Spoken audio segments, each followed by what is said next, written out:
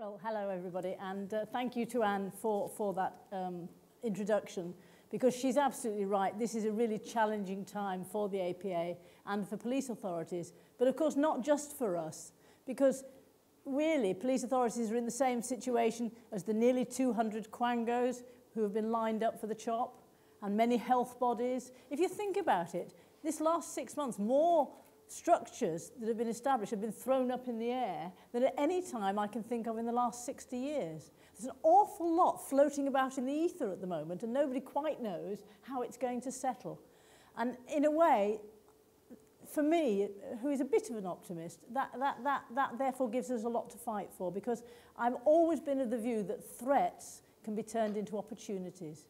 And I suppose, in a way, that's the theme of what I want to talk about this morning. What I want to consider is, what should you all do? You're all leaders, because people who are on police authorities, either councillors or independent members, you're leaders of your local community in one way or another. And what should leaders be doing in this situation to try and maximise the outcome in favour of police authorities, to put before people all the hard work, all the excellent work that's been going on? There's a lot to play for. And really what I want to talk about is how best can we play our cards, so that at least at the end of the day, in months or years, one can say we did everything that we could to maximise the work of police authorities, the benefits of police authorities, and local policing, and the way in which local policing is developed. And I wanted to start with a story, because the last time I was at an APA conference, I have to be apologetic about this, I haven't been to one since the one in Gateshead. And I think Gateshead was 2007. Am I right on that? So I was in Gateshead in 2007. And at that time, there was a lot of speculation that the new Home Secretary, Jackie Smith, was going to introduce an element of direct elections to police authorities. And a senior Home Office official, who shall be nameless, but who I'd known for a long time, said to me, rather smugly I thought, he said, well, it's fairly definite now, Ruth, there's going to be direct elections, there's going to be elected crime and policing representatives on police authorities, and he said, and there's nothing you can do to stop it. And I smiled to him and responded, well, okay, I said, but that doesn't make it right. And I said, I shall continue to oppose this move on principle for a whole range of reasons until the government sees sense. The official said, oh, you can do that. He said, but you're wasting your time. I said, maybe, maybe not. I said, there are principles at stake, I said, that I held dear, like not bringing party politics back into policing, like retaining the diversity which independent members brought in such profusion to police authorities. But the whole evening, this needling between us went on. Yes, there will be direct elections. No, there won't. And of course, it actually spurred me on in my determination to do everything I could to stop the Home Secretary's plans. And others felt the same. And little circles of opposition began to start. There was a little circle of opposition at the LGA. There was a little circle of opposition at the APA. There was one in Labour's National Policy Forum. The little circles of opposition became bigger. And eventually, some big beasts joined in, namely, particularly, actually, Charles Clarke. And finally, when that bill came forward in 2008, there was no mention of direct elections. In other words, battles can be fought and battles can be won. Having said that, though, every battle is different. I mean, it is true that twice before we've fended off the threat of direct elections, 2002-3, David Blunkett, and 2007-8. But that doesn't necessarily mean the same tactics can be used again, because this time the proposal will actually be in a bill that comes to Parliament. We haven't actually had that situation yet. We've always managed to stop it from getting to that point. So this time it's actually going to be in a bill. But what past experience does, I think, tell us, what we can learn from the past is, and it's something Anne said, and I'm also a football fan, and that is, we don't accept defeat until we're actually off the pitch. And we don't listen to siren voices that tell us we can't win, it's all decided, we mustn't oppose the government or whatever. Because I say to that, we have the weight of history on our side. We have nearly 200 years of policing experience, which has followed pretty much the precepts that were laid down by Sir Robert Peel in the 1830s, late 1820s really. And it's true that times change. It's true institutions need to be modernised. It's true that you need to look at ways of making policing accountable, make sure that they are still effective. So I have no quarrel with any of that at all. But I do think we have to keep reminding ourselves, as Anne did earlier, why do police authorities exist? What's their role? What fundamental principles should they be upholding? And that brings me, because I really think it's our greatest strength, that brings me to the principles of policing. Because I honestly believe to be successful, we've got to base our arguments on principles. And principles of policing are ones we all share, and I think they're absolutely fundamental. And we can have them in a number of different orders, but for me, A and 1, police forces are accountable to local people through locally elected councillors sitting on police authorities. And there are also local independent members of authorities who speak on behalf of a range of local bodies and communities. Now, I am a historian by trade, and I cannot remember a time when police forces were accountable to just one individual. They've always been accountable to teams of people in the locality. And through those people, the watch committee, the police committee, whatever, through to local people. And that, to me, is absolutely fundamental. Police authorities shouldn't be influenced by party political considerations. Their role is to hold the force to account, to work with the chief constable to draw up overarching policing strategies within which the force operates.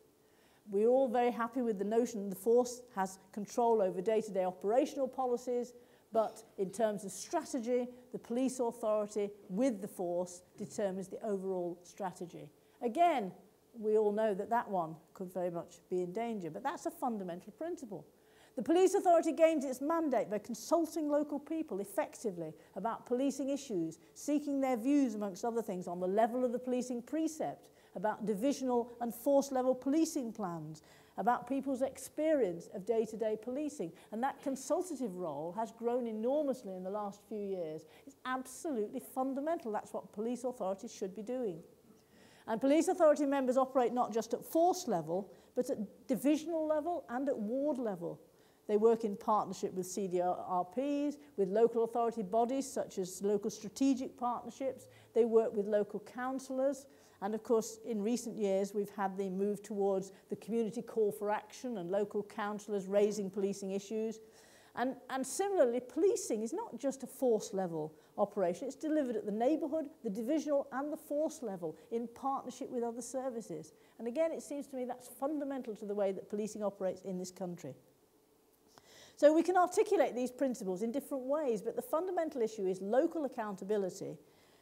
And of course, it's even more important, isn't it, in this day and age now, with all this talk of new localism, devolving power from the centre, the big society.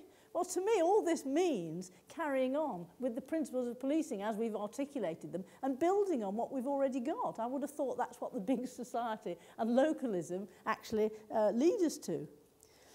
However, as I said, I mean, we can be more effective in these things. So how can local accountability then be delivered most effectively? And that brings me to police authorities and their strengths.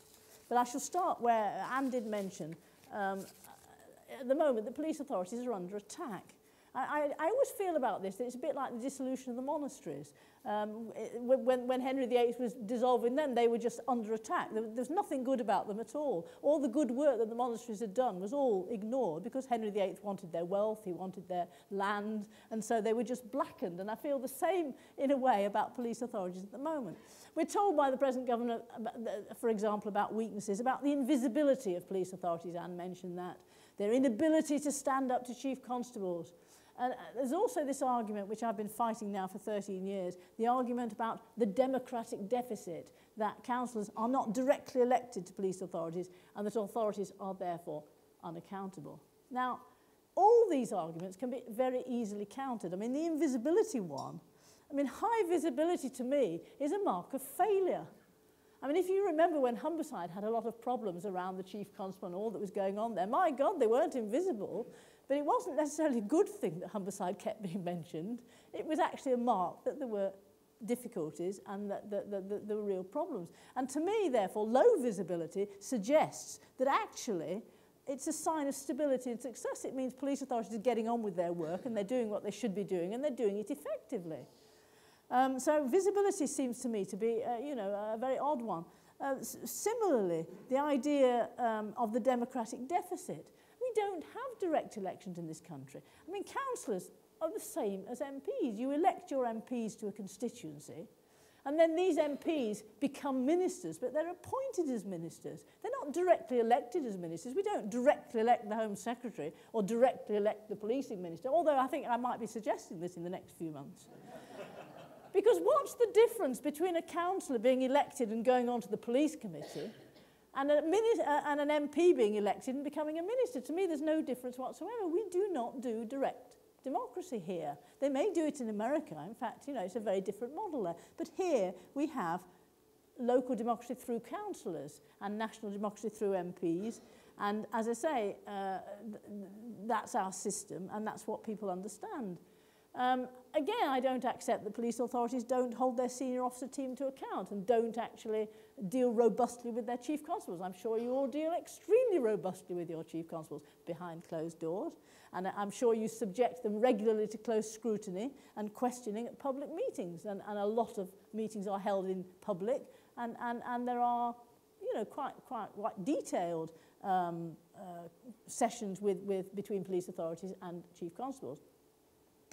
So there have been criticisms which, frankly, I think you can dismiss, but at the same time, are we spelling out loudly enough, and we have to keep doing this, the huge strengths of the existing system? Because to me, the existing system has gone on getting better.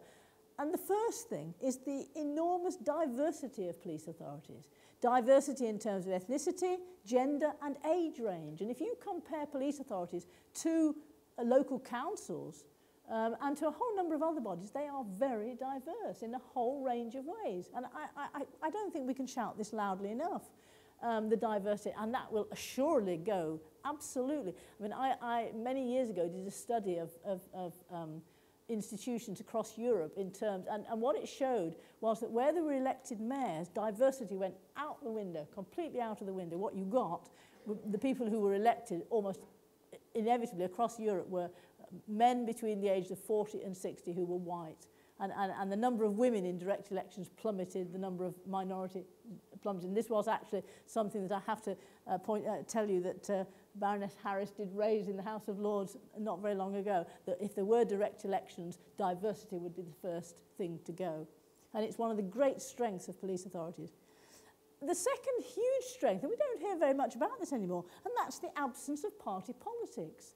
Owing to the broad-based composition based on proportional representation of police authority and the geographical spread. I mean, I remember in the 80s and early 90s, you know, police authorities were terribly political. Do you remember those days in the aftermath of the miners' strike? And there were all these sort of confrontations between high-profile police chiefs and police authority chairs who were thought to be too big for their boots, and there were huge confrontations. And of course, the whole rationale behind the new system was to introduce a system that might be political but wasn't party political. And again, I think it's been hugely, hugely successful. I mean, when I sort of look at the work of police authorities across the country, it's remarkable how they operate across party political lines with very, very strong focus and a lot of agreement, and it's a real strength, it seems to me, that the way that police authorities work across political boundaries. And again, I mean, what are we jeopardising that for? That is a huge achievement. The range of skills which members have, financial skills, HR skills, legal, business skills, community-based members. Membership of police authorities in the last few years is not, I'm not saying it's ideal, but in terms of people's abilities, I think police authorities now are hugely more skilled than they were 20 years ago. And I think the range of expertise that members have on police authorities is enormous. And again, it's something we should be hugely proud of. Most meetings are held in public, and all authorities operate in a very transparent and open way. So to me, these are all huge strengths. And of course, the people in your locality who you represent know all this. And that's why there's no great clamour for change. People don't particularly want the system to change because, in fact, they are well aware that it works and it works effectively.